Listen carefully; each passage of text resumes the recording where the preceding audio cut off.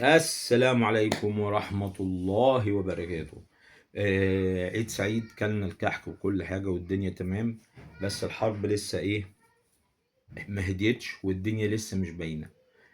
احنا اتكلمنا في الفيديوهات السابقة ودردشنا مع بعض في قصة ايران بالتفصيل. اتكلمنا على حاجات كتيرة تخص ايران زي الحرس الثوري، زي البسيج، ماشي، زي مضيق هرمز. كل ده ممكن ترجعوا ليه في الفيديوهات التانية، ويعني ايه حرس ثوري ايراني والكلام ده كله.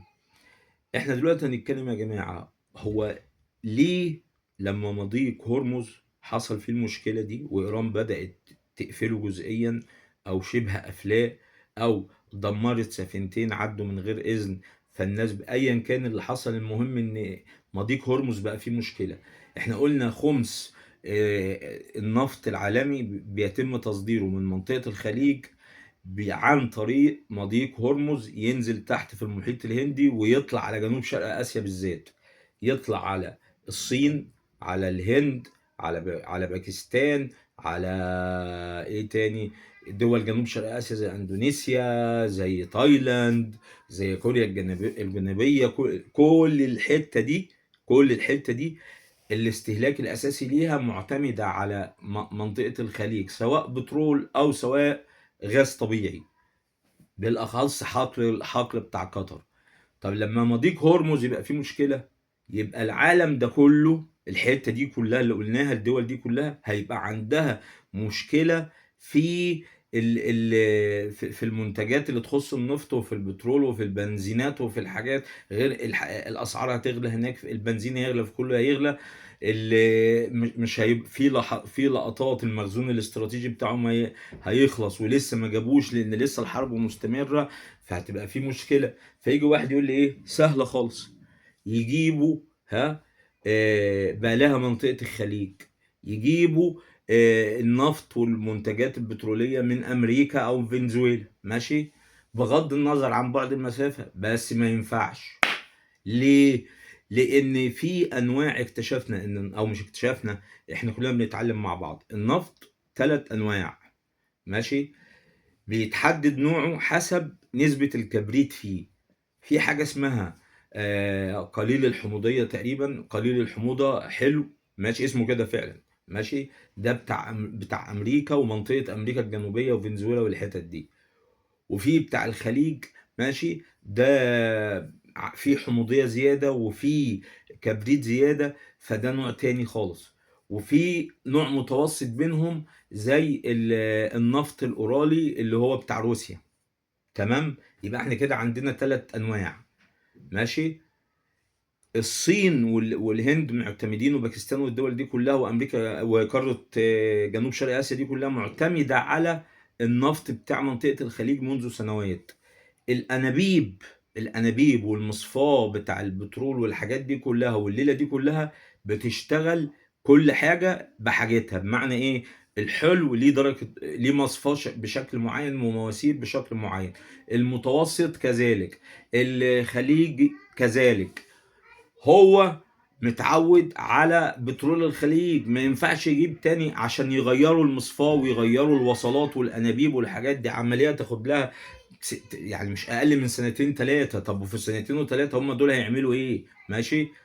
لان زي ما قلنا كل نوع بيشتغل على مصفاة معينة وعلى مواسير معينة ووصلات معينة. هم دلوقتي سبحان الله مصائب قوم عند قوم فوائده، ماشي. هم بقى روسيا بعد ما كان البترول بتاعها هو متوسط ما بين الاتنين، فهيضطروا يجيبوا اقرب حاجه لبترول الخليج اللي هو المتوسط. مش هينفع بتاع امريكا وبتاع فنزويلا، ماشي. ده هيجيب ايه؟ هيجيب بتاع روسيا. سعر النفط الروسي زاد.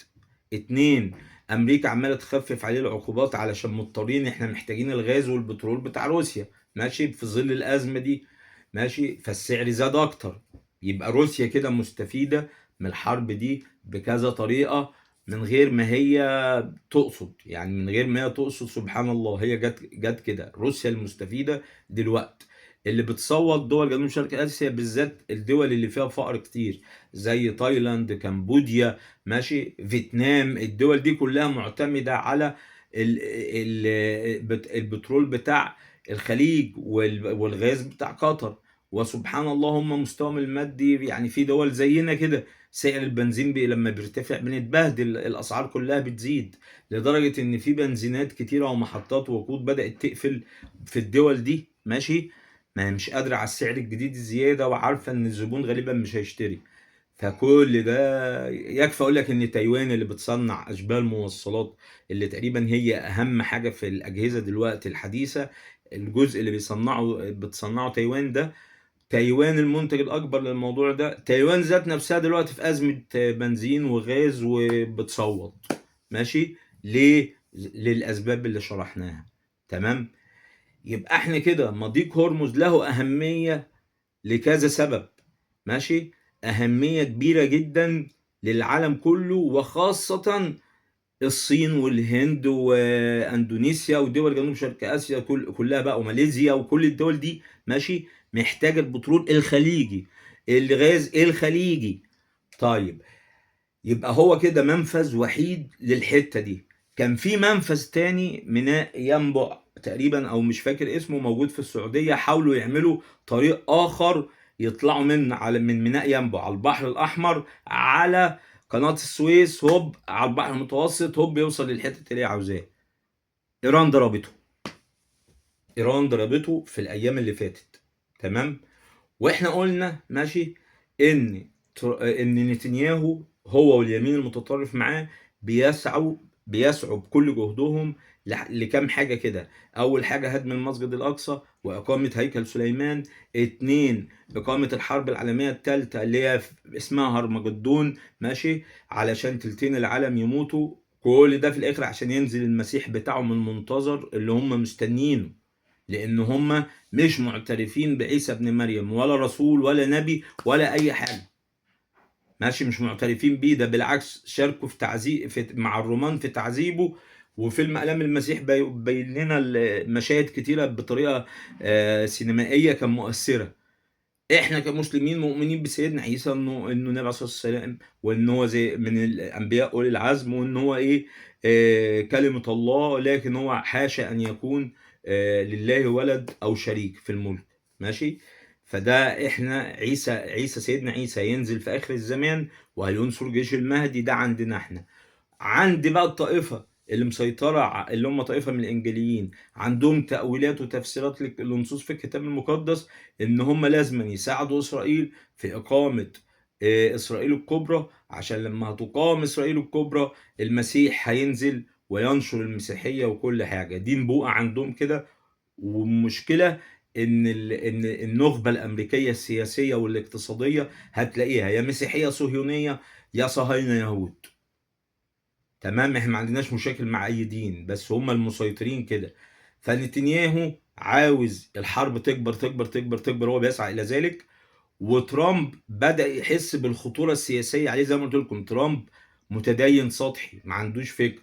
فهو قال لا بقى، بلا نبوءه بلا وجع دماغ، انا كده الاصوات هتروح مني، البنزين عمال يغلى عندي وبتاع. فهو دلوقتي عاوز يرجع لورا، واسرائيل مش مدياله فرصة. اسرائيل عاوزاه يضرب محطات الطاقه، فايران ترد تضرب في محطات الخليج، فالخليج حقه ساعتها يتدخل واحنا بندين اي اعتداء على الخليج، فالجيش المصري يجي وراه، فحلفاء امريكا يجوا، هوبا بقت حرب عالميه ثالثه زي ما هم عاوزين. هم ده اللي هم عاوزينه. هتلاقي نتنياهو كل ما يخلص حرب يروح لحرب، خلص حرب يروح فاتح في حته تانية، مش عاوز يسكت. وبعدين لو خدناها من ناحيه سياسيه، قول دي كده من ناحيه دينيه. لو ركننا الناحيه الدينيه، من الناحيه السياسيه نتنياهو من مصلحته استمرار حرب في اي مكان، علشان ما يتحاكمش. هو قدامه حلين، يا يتحاكم ويتحبس، ماشي، بتوع فساد، يا يعترف انه فاسد ويطلب العفو وياخد العفو، بس كده يبقى قضى على مستقبله السياسي، لان هو بيعترف بتهم الفساد وبيطلب من الرئيس العفو. تمام. وترامب همه يكسب اصوات على قد ما يقدر. فهم كانوا مفاهمين ترامب، لو فرضنا ان لعبه فنزويلا هتحصل، ان بمجرد ضرب قيادات الصف الاول في ايران، هوب هيروح الشعب نازل عامل ثوره ضد الخمائني وضد الحكومه الايرانيه، هوب وقعت الدوله. طبعا ده كلام اهبل، وقلنا ليه اهبل في الفيديوهات اللي فاتت، وقلنا ده لو ظابط مخابرات ب5 مليم بيفكر، هو عارف ان ايران مش زي فنزويلا، وعارف ان الخمائني رمز مقدس، فلما تقتله الناس مش هتسكت. ماشي، ده بالعكس، هو كان مسيطر على المتشددين في ايران وفي الحرس الثوري. دلوقتي هم دول اطلق ايديهم خلاص، ومحدش قادر يقول لهم لا هناك. ليه؟ لان هم شايفين كل ما بيقعدوا يتفاوضوا يتضربوا، وقتلتوا قادة الصف الاول والتاني، وكل يوم بتدمروا حاجات اسرائيل وامريكا، فهيقفوا ازاي؟ تاني حاجة، في ملاحظة برضو عاوز انبه لها، حاملة الطائرات بتاع ابراهام لانكولن.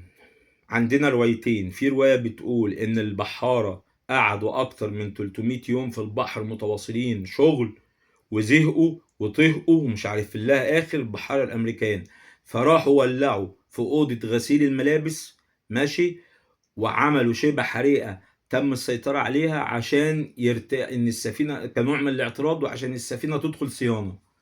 أنا مش مؤمن بالرواية دي، بس لا، حتى لو ده حصل، ايران بالحرس الثوري ضرب ب3 صواريخ اقوياء شويه كده، ضرب بيها ايه طائره اللي ايه حمله الطائرات بتاع ابراهام لانكولن، ماشي، فكانت سبب في اصابتها وخروجها من الخدمه. يعني دلوقتي حمله الطائرات بتاع ابراهام لانكولن، ماشي، تم دخولها الى الصيانه، والبنتاجون بيعلن هو مش متاكد اذا كان سبب الاصابه بس الحريق ده ولا لا. يعني هو بيقول كده بنفسه، متحدث البنتاجون، وبيقول ان هو ممكن ما تبقاش في امان لو استخدمناها في عمليات قتاليه.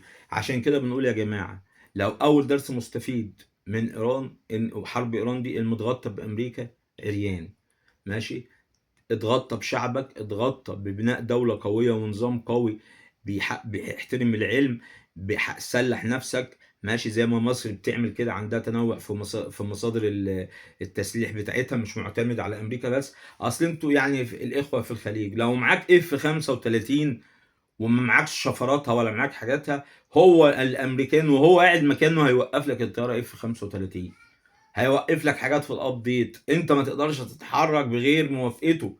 طب يبقى انا كمان رميت فلوس واشتريت طيارة حديثة بس ايدي مشلولة في استخدامها؟ يا جماعة احنا مش ضعاف، واحنا لازم نعتمد على نفسنا، ولازم اقامة قوة عربية مشتركة، زي ما الرئيس السيسي نادى من حوالي سنة بالفكرة دي ومحدش سمع له. لو كانت في قوة عربية مشتركة دلوقتي كانت تقدر تحمي الخليج من جنان ايران والحرس الثوري، لان الحرس الثوري في ايران في حاله جنون وذهول، ماشي. وعارفين يا جماعه، يعني لما بتيجي تذبح الذبيحه في عيد الاضحى كده، فبتقعد تفلفص كده يمين وشمال وبتاع، هم في الحاله دي بالظبط، هم اتذبحوا واصابوا بجروح خطيره وجروح قويه، فهم بيلوشوا يمين وشمال عليا وعلى اعدائي، تمام. وهم دلوقتي نتنياهو وترامب مصرين ان هم يعملوا محاولة سيطرة على جزيرة قراج وعلى مضيق هرمز. طيب ايران راحت ردت ان في حالة كده هم هيدخلوا يجتاحوا الامارات والبحرين اجتياح بري، او هيضربوا كل محطات الطاقة وكل البنية التحتية في الخليج. تاني حاجة، طبعا ده جنان، ايش دخل دول الخليج دلوقتي؟ ماشي، ما قلنا يا جماعة دول الخليج تستحمل والناس ساكتين لحد دلوقتي. يا اخو يعني يا اخواتنا في ايران، ماشي، ولا ولاد عمنا، ولا انتوا بس قصتكم ايه؟ اهدوا شويه كده ومالكمش دعوه بالخليج، كفايه بقى كده، كفايه كده. كده انتوا بتصنعوا حرب عالميه زي ما هم عاوزين، وبتصنعوا انهيار الباقي من نظامكم، لان اكيد دول الخليج مش هتسكت، واكيد احنا كحكومه مصريه لو الحرب كبرت مش هنسكت، ماشي. كل واحد ليه حليفه ومصالحه، تمام. انتوا خفوا على الاخوه في الخليج، وخليكم مع الزفت مع اسرائيل، وفروا صواريخهم لان انتوا ليكم مخزون، اضربوها في اسرائيل، اضربوا زي ما انتوا عاوزين في دوله الاحتلال، واحنا كلنا معاكم. يا رب صواريخكم بس تجيب نتيجه، ما اعرفش، مع ان هم يقع مبنى، يموت 2 3، لكن احنا اللي غار عندنا بيبيدوا فينا، تمام. فاهدوا شويه. تاني حاجة، إيران بيبقى دي تخصنا كمصريين، إيران بتهدد بتفعيل جبهة باب المندب. خدوا بالكم الحوثيين لحد الان اللي ماسكين البحر الاحمر من تحت لو قفلوا باب المندب عليك، قناه السويس هيبقى اتقفل عليها بالضبه والمفتاح. ماشي ولا اسمها ايه؟ يبقى احنا ساعتها كده هندخل في حرب مع الحوثيين. يا جماعه الحرب دي من مصلحه المنطقه العربيه انها تقف. كل يوم بيحصل فيه تصعيد عن اليوم اللي قبله، احنا اول ناس بتخسر منطقه الشرق الاوسط. ولازم يبقى فيه قوة عربية مشتركة، ولازم يبقى فيه قرار عربي مشترك في الأيام دي، ولازم نفوق ونعتمد على نفسنا. اقعد في الحكم زي ما انت عاوز، لكن ابني نظام عسكري قوي. كل واحد ماسك بدولة احكم يا عم زي ما انت عاوز، بلاش ديمقراطية، بس ابني نظام قوي علميا يحترم العلم. ابني نظام قوي اقتصاديا. اقول لك اعمل زي الصين. وحشة الصين؟ وحشه. الراجل قاعد اهو ما عندوش ديمقراطيه ولا تداول رئاسه ولا بتاع. قال لي دولنا النموذج ده. وفي الاخر ربنا يسترها علينا وعلى منطقتنا، ويطفي نار الحرب دي ويخيب امل نتنياهو وترامب. والسلام عليكم ورحمه الله.